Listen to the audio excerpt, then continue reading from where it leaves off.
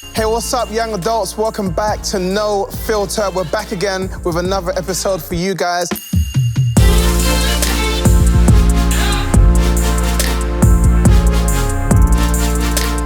Well, guys, I want to let you know about crews. In Young Adults, we have crews happening all over London. We might not be able to meet in houses, but we're meeting all over Zoom. So if you want to find out more information, head to the website or hit us up in the DMs. And in the studio today, talking about crews, we've got Jamie. He's one of our crew leaders in Young Adults. What's going on, bro? I'm good, mate. I'm good. Good. Good to see you, man. What crew are you from? So, Ealing Broadway. Ealing Broadway, bro. That's the end of the district line, bro. Yeah, mate. End of the district, end of the central. Mate, we love it, mate. We love it. Well, mate, I wanted to ask you this question. We're having this conversation around how to have healthy conflict in our friendships. So, bro, what do you think about that?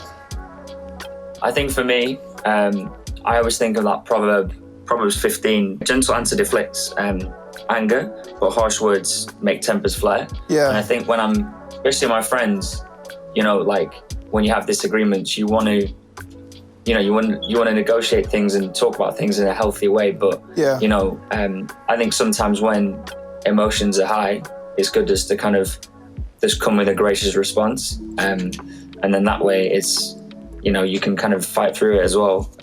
Yeah. Because it says in, as well, like another one, I'm going to tie another proverb. It's Proverbs 18 verse 19. It says, an offended friend is harder to win back than a fortified city. Arguments separate friends like a gate locked with bars. Yeah. I never want to offend one of my friends, and I don't want it to be hard pressed where like there's something in between us, you know, because of what's said. You know, if you start with a gracious response and with the best intentions, then, you know, like generally that's when God does his thing and, you know, like things are worked out. I love that, mate. Gracious response. I love that, mate. Well, that's gold, bro. Representing all the way from Ealing Broadway. Oh, yeah. Thank you, bro. Amazing. Well, thank you so much, Jamie. Well, guys, in the studio, we have some guests, and we're going to keep the conversation flowing. No filter. It's all about having honest conversations, and we're going to do that today in the show. Well, guys, we're here with some of the friends. We have Abraham. How's it going, bro? Not too bad. Look at that lockdown beard, bro. It's growing. We got Jess here. How you doing, Jess? So good. How are you? I'm good, thank you very much. And Dan Watson. Hello, mate. You good? I'm trying to get a beard like him. Mate, I'm trying. This is the best I can do. But anyway, we're not here talking about beers, guys. We're here continuing the conversation on how to have healthy conflict within our friendships. And today I just wanted to throw up the question, I want us to get really honest, is when it comes to accountability, what does that mean in our friendships? Because I feel like that word accountability gets thrown out in church all the time. And we think, accountability is all got to do with dating, but I think it's much deeper than that within our friendships. So what do you guys think? I reckon, first of all, man, you got to look at what does the word accountability actually mean? Right. So it actually means like taking responsibility for the words and actions that you say you're going to live up to. Yeah. And then when you say, I'm going to be accountable to, you're allowing that person to speak into your life of what you have decided to be responsible for in your words and your actions. So when we have this discussion, it's more going, okay, I'm going to take responsibility and I'm going to allow people to speak into my life. I agree. One thing I've done personally myself is when I first joined Hillsong, I explicitly asked my friends to check me, so to speak, anytime that I stepped out of line. Yeah. And I don't need them to sugarcoat it or anything like that, because ultimately it's to keep me on the right path. You have to really foster like a healthy and honest friendship in order to have that. Because like to be accountable means like you're gonna be honest when things go wrong. Yeah. And like they're gonna call you out when things go wrong. Yeah. And you have to be willing to take that.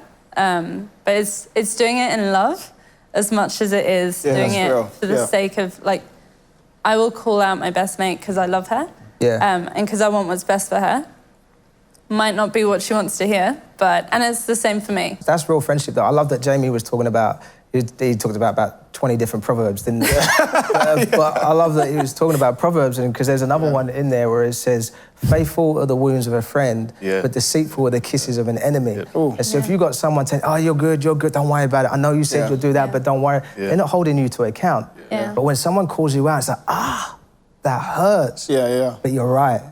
That's what a real friend does. And I think that's what we're called to do and be as friends and help people, because we want to help people ultimately, right? Yeah, I like that. I think definitely for me in my experience, it's been so hard when someone's been honest with me and I'm like, wow, you're really we're taking it there. But it's hard to be angry at someone who's outdoing you with love, you know? When it comes to such a loving place, you can't be angry with them. But I think I've learnt my best lessons in my friendships when people have told me how it is. That's something that I struggled with, the scripture that you spoke about, because in the past, I'm someone who's very black and white, and I'm probably... I would never know, bro. You don't know.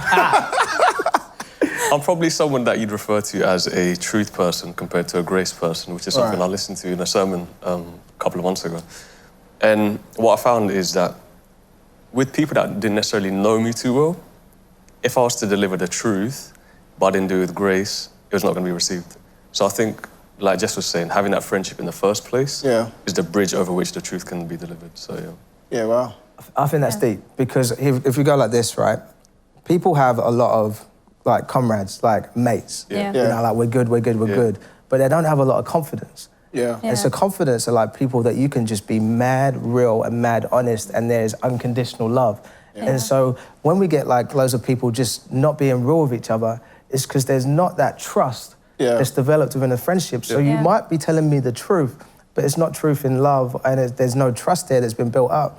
And so I think, like, you know, what we got to get better at as a society, and it's not like when you got to you don't have to be accountable to the world. But you got to like find a friend that be my confidant, and you can speak real to me, but it's because I trust you. I know that you got my best interests at heart, and I could tell you the worst stuff in the world, but I know that you're going to speak life and truth into me to build me up, not tear me down so you can be right. And I think that's where we got to get to within society. We've got to be able to build friendships based on trust. Yeah, I love that you said that, but that's the real test, is I'm telling you the truth. This is who I am.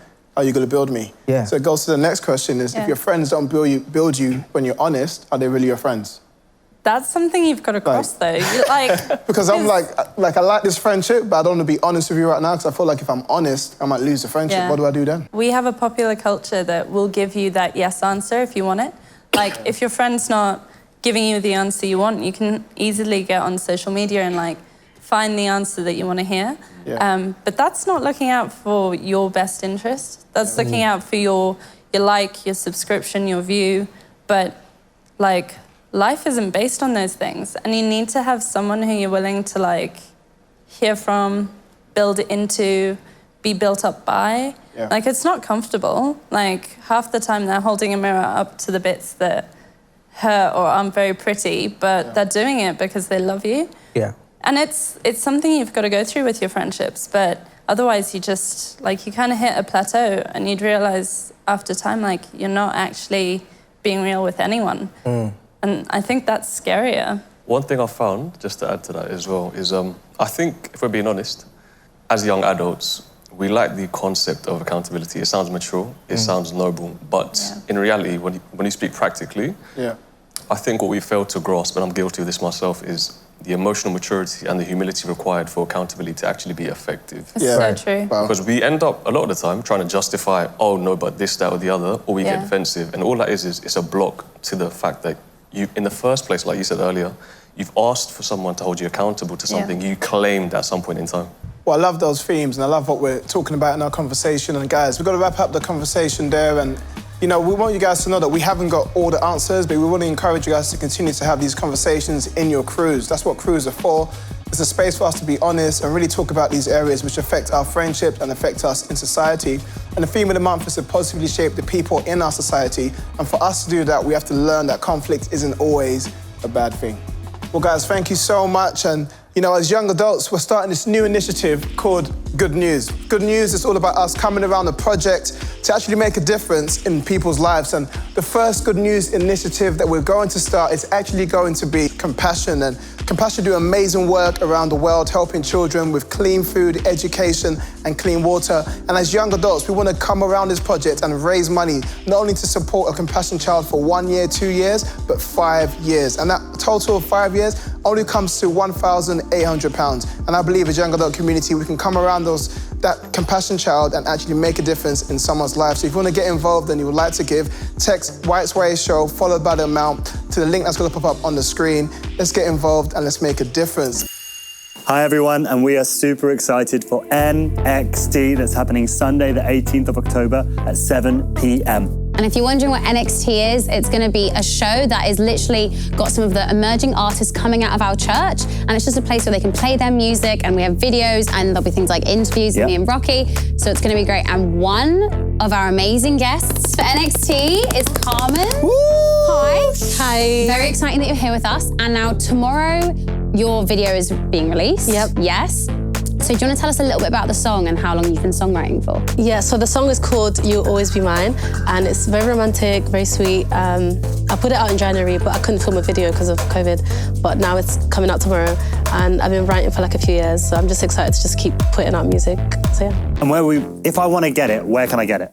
Anywhere, any digital store, online. Spotify, yeah, all of it. Apple Music. Yep, just search Carmen, You'll Always Be Mine, and it should come up. That's awesome. It's cool that you've maintained and still developed and grown during this period of time. So what's next for you? What are you excited for? I'm excited to release more songs. I feel like lockdown made me write a lot more, so I have more material to put out. Yeah, awesome. And then hopefully when we're allowed, I can do more shows. Once the borders are open. Yeah, exactly. So just lots of shows and connecting with people who like the songs and stuff, so yeah. Sweet. Well, we're very excited for your video that will come out tomorrow. And just a reminder, we will see you all next week, 7 p.m. for NXT. NXT. You'll always. Well, guys, that's it for No Filter. I hope you guys enjoyed the show. Check out this song.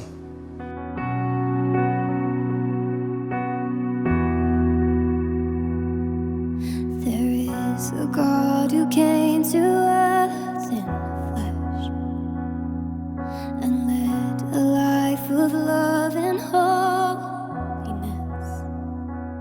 And we praise Him for the miracles, the promises, and all that is to come.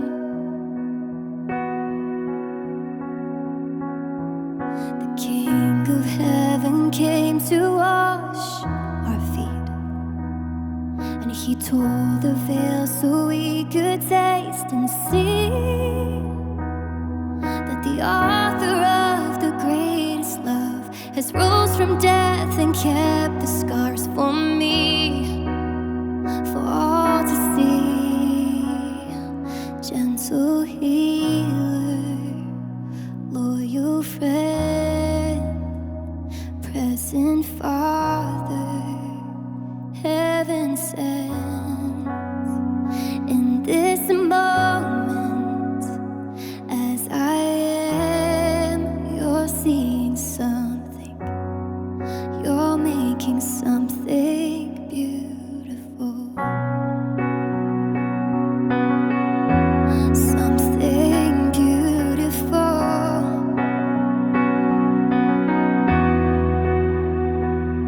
You crown me with mercy, you call me by name, embraced all my weakness and loved me the same. I'm no longer unclean, I've been washed in your grace. Oh, Jesus, you are.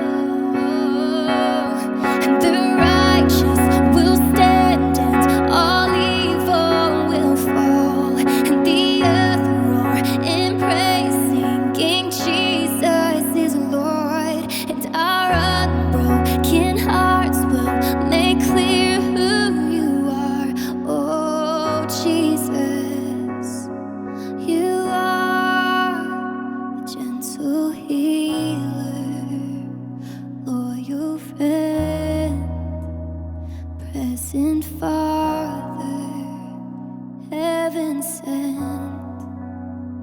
In this moment, as I am, you're seeing something, you're making something beautiful.